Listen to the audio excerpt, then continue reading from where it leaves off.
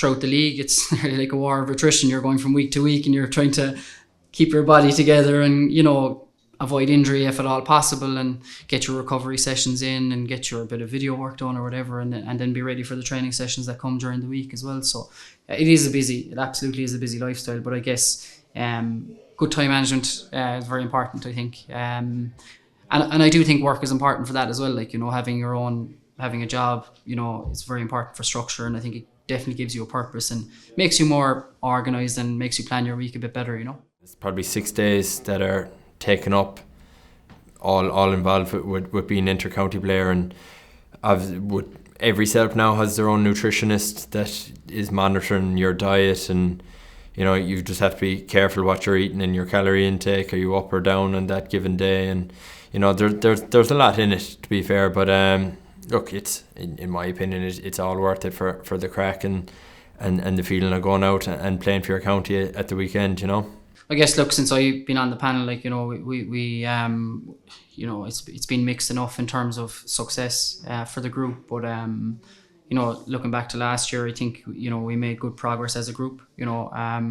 Finished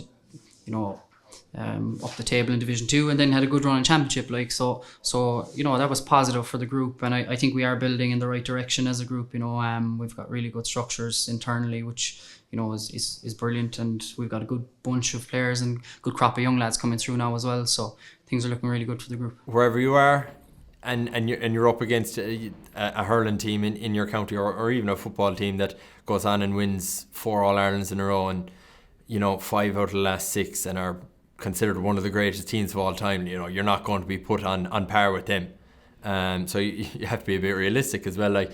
But we don't really look you'd obviously look with a bit of envy at what the hurlers have won, but we'd be more supporters of them than anything. Like, they're a phenomenal setup, and the professionalism that they've brought to not just hurling but to the GAA is second to none. Like, so we try and mirror as much as possible what they've achieved, and bring a lot of their practices to our own setup as well. From a player within the group, I think you have aspirations to mix it with the best, and that's the group's aspirations, is to mix it with the best that are there. So we feel like, if we turn up on a day and if we perform to our game plan, we'll definitely have the ability and the know-how to mix it with the rest. Limerick, I suppose, look, they've been we've met them in the Munster Championship previously, and like, we've always, like, we've had great games between both teams.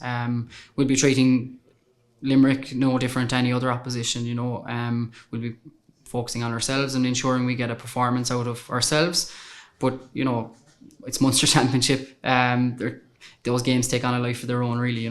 I've been playing for about 6 years now, 6 or 7 years, and I've never beaten Cork in league or championship, so it's definitely one that's on the list that we want to go down there and first of all put in a solid performance, something that has been lacking from us this year, and look, we'll see where that takes us then. And look, we wouldn't have much fear going down there. Like, in the last 2 championship games we played Cork in, one was in the Gaelic rounds, and we were a bit unlucky that day to lose Donal O'Sullivan, and we kind of never really recovered from an early goal. And then we went a couple of years ago in the qualifiers, and we were unlucky not to come away with a win that day as well. So we're trying to get back to those type of days where we're going down and we're putting in a solid performance. And look, with the last 10 minutes, if we're a kick of a ball away from being in with a shout of a win, we'd be delighted.